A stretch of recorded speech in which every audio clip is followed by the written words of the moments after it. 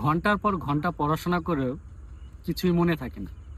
পড়াশোনা তো অনেক করি, কিন্তু কিছু মনে রাখতে পারি না। তোমার যদি এই সমস্যা থাকে, তাহলে এই ভিডিওটা তোমার জন্য। অনেকে আছে যারা ঘন্টার পর ঘন্টা পড়াশোনা করে, কিন্তু পড়া সহজে মনে রাখতে পারে না। আসলে সমস্যা তোমার পড়ায় না, সমস্যা হচ্ছে তোমার পড়ার টেকনিকের উপরে। তুমি যদি কিছু টেকনিক অবলম্বন করে পড়াশোনা করো, তাহলে খুব সহজে পড়া মনে রাখা যায়। চলো, আজকের এই ভিডিওতে আমি তোমাদের সাথে এমন কিছু টেকনিক শেয়ার করব।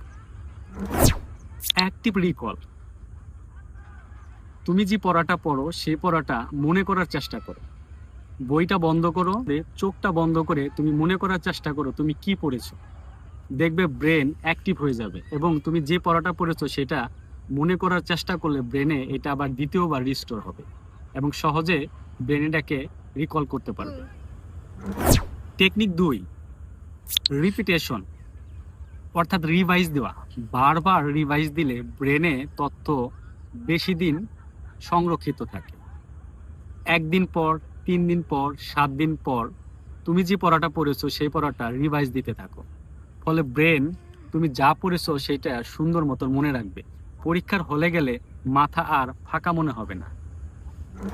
তুমি যে পড়াটা পড়েছো সেটা কাউকে বোঝানোর চেষ্টা করো, তোমার বন্ধুকে বোঝাও। কারণ তুমি যখন একটা জিনিস পড়বা, সেটা আরেকজনকে বোঝানোর চেষ্টা করবা, তখন ব্রেন সেটা মনে করে আবারও ভালো মতন মনে রাখার চেষ্টা করবে। অন্যকে বোঝানোর এই কৌশলটা সব থেকে কার্যকরী। যদি কাউকে বোঝানোর মতো না থাকে, নিজেই নিজেকে বোঝানোর চেষ্টা করো। মনে রাখবা, এই টেকনিকটা 90% পড়া মনে রাখার জন্য কার্যকরী।